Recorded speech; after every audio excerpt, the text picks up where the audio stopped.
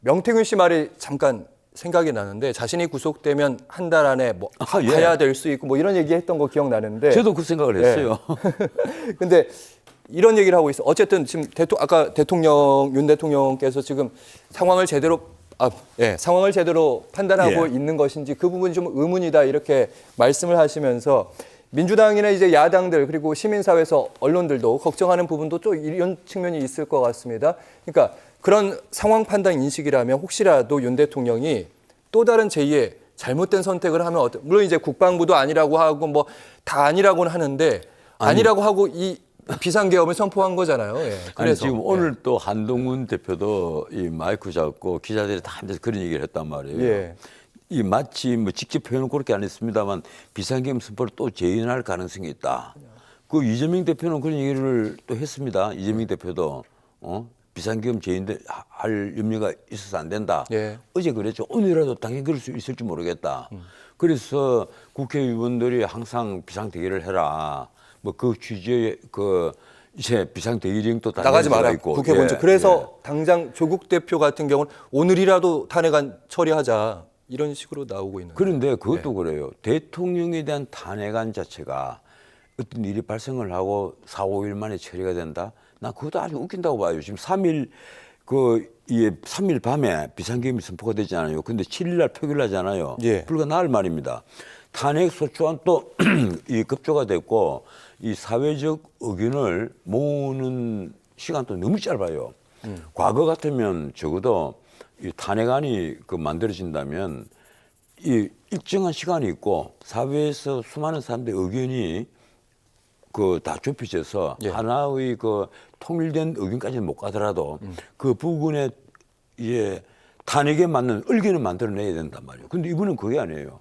심지어 보면 탄핵 소추안을 제가 그 내용을 들고 오지는 않았는데 그 내용을 보니까 도저히 할 수 없는 쓸 수 없는 말도 들어가 있어요. 정상적인 대통령의 어떤 권한 행사까지도 마치 탄핵 소추안에 들어가 있는 대통령의 불법행위처럼 그렇게 표현이 되어 있던데 그 지금 내용을 제가 갖고 오지 않아서 잘은 모르겠습니다만 그렇습니다.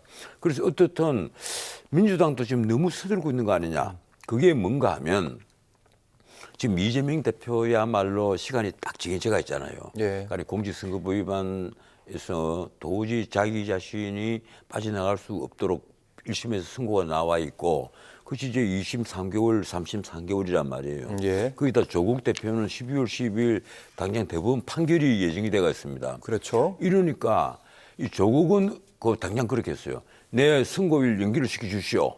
대부분이 그렇게 요구를 합니다. 아직 대부분은 답이 없어요. 그렇죠. 요구를 해서 내가 만약에 깜방에 가게 되면 지금 이 조국 혁신당입니까? 이 조국 당은 지휘를 못한다. 그러니까 연기를 해주세요. 이 얘기고 그리고 이재명 대표는 당장 대장동 사건 재판에 불출석 사유서를 내버렸습니다. 그러면서 아마 아직까지는 표현은 안 하겠지만 이 공직선거법 위정교사 이 항소심들 이게 다 심리 연기 요청을 하면 할지 모르겠습니다. 만약 탄핵안이 가결이 된다면 탄핵안이 가결이 되면 탄핵 심판이 이제 헌법재판소에서 벌어질 것이고 그 결과에 따라서는 다시 차기 대선 구도로 들어간단 말이에요. 그러니까 자 미국의 전례도 있으니까 나한테 대한 사법 처리 이거 미루달라. 지금 중요한 것은 대선이다. 내 대선에 출마할 자격 이걸 자꾸 흔들지 마라. 이 요구를 아주 정면에서 할 가능성이 높아졌습니다. 이 기회를 정치적 이익을 위해서 쓸 가능성이 있다. 지금 야당 대표들이. 원래부터 목적은 그랬거든요. 이게 3년은 길다. 그러니까 나중에는 석 달도 길다 이러다가 사흘은 길다는 말까지 나왔죠. 그래서 지금 끌어내리지 않으면 이재명이 앞은 없다. 그 조국도 마찬가지다. 이런 말들이 뭐 야당은 야당에 있는 사람이라면 전부 다 알고 있단 말이에요. 그리고 그를 목적이 있는지 모르겠습니다만 민주당은 완전히 이재명 1인 정당이 되어가 있습니다. 그래서 이번에 결국은 이재명에게 숨통을 트여준 것이 아니냐. 제가 보기엔 그래요. 지금 윤석열 대통령은 완전히 고립이 되었습니다. 내가 이 사건 터지고 나서 한 말이 그겁니다. 윤석열은 고립이 되었다. 너무 외롭게 되어버렸다. 그리고 이재명은 천의 절벽 앞에 서 있었는데 숨통이 트였다. 그리고 조국은 마찬가지로 숨통이 트였다 조금. 예. 그리고 한동훈은 뭐냐? 당원 게시판 사건으로 완전히 코너에 몰려 있었단 말이에요. 예. 그리고 한동훈 입장은 죽다 살았다. 네, 그거예요. 죽다 그러면 산 것이다. 죽다 산 사람의 선택은 나머지 야당의 선택은 대충 짐작이 가서 그래서 지금 이제 문제는 그예요.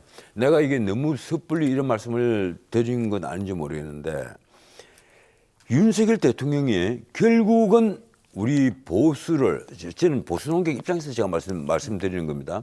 우리 보수를 세 번 죽이는 것 아니냐. 첫 번째는 한동훈이 자기에게 화양 연화 시절이 있었다면 문재인 정권 초기라고 얘기를 했는데 박영수 특검 때부터 문재인 정권 초기까지 예. 보수 인사가 서울중앙지검과 특검에 잡혀간 사람이 2,000명이 넘습니다. 그래서 200여 명이 구속이 됐어요. 200명 넘는 사람이 구속이 됐단 말이에요. 예. 전직 대통령 비서실장부터 전직 장관까지 수도 없이 구속이 됐어요. 그리고 5명인가가 극단적 선택을 했습니다. 그런데 그렇게 보수가 완전히 괴멸이 됐다. 물론 그 보수가 아마 보수의 전부는 아닙니다만은 보수에서 정치권에 나가 있던 사람들 중에 수많은 사람들이 괴멸 상태에 빠졌다. 예. 그리고 자, 두 번째, 드디어 윤석열 대통령과 한동훈 그 대표가 보수권 인사로 거꾸로 들어와서 보수권이 대표로서 대통령이 됐다. 그래서 보수 정당에서 정권을 되찾은 형식이 됐습니다. 그런데 지난 총선을 전후로 해서 공천을 완전히 전횡을 하면서 당의 정체성이 안 그래도 흔들리던 당의 정체성이 더 많이 흔들려 버렸습니다. 예. 지금 솔직히 말해서 당의 강령에 그 사모입니까? 이 뭐가 있는가 하면 경제민주화가 떡 들어가 있어요. 그리고 예. 정강정책 1호에 기본소득이라는 단어가 들어가 있습니다. 그럴 정도로 국민의힘 정체성이 흔들려 있단 말이에요. 과연 이런 상태가 계속된다면 국민의힘을 우리 국민들 절반이 진보고 절반이 보수라고 하면 30초밖에 저희 시간이 없는데 그러면 한동훈 대표의 보수의 선택은 대표라고 할 수 있느냐? 예. 자, 세 번째 뭔가 하면 예. 이번 이런 허술한 아닌 말로 자책골을 넣음으로써 남아있는 보수 세력들을 더 괴멸시켜버렸다. 난 그래서 윤석열 대통령이 정말 원망스러워요. 지금 굳이 말씀드리자면 그렇다면 정말 앞에 있으면 정말 욕 좀 해드리고 싶습니다. 그럼에도 지금 국민을 위해서 할 수 있는 윤 대통령의 선택은 그럼 지금 내가 하는 말이 그거예요. 지금이라도 기자회견을 해라 해서 문자 그대로 정문적답 모든 질문에 다 답하는, 그리고 시간 제한 없이 해라. 그리고 국민적 의구심을 다 풀어라. 왜 비상계엄을 선포를 했고, 그리고 당신의 생각이 무엇이며, 그리고 앞으로 어떻게 할 것인지, 그리고 국민과의 관계를 어떻게 할 것인지, 그리고 민주당 이재명과의 관계는 어떻게 할 것인지 본인이 다 설명을 해라. 알겠습니다. 기자들은 국민이 대표다. 국민 앞에 다 설명을 해라. 그렇지 않고 계속해서 대표를 만나고 누구를 만나고 가까운 사람만 만나가지고 속닥속닥 그리면 국민적 의구심은 더 많이 쌓여간다.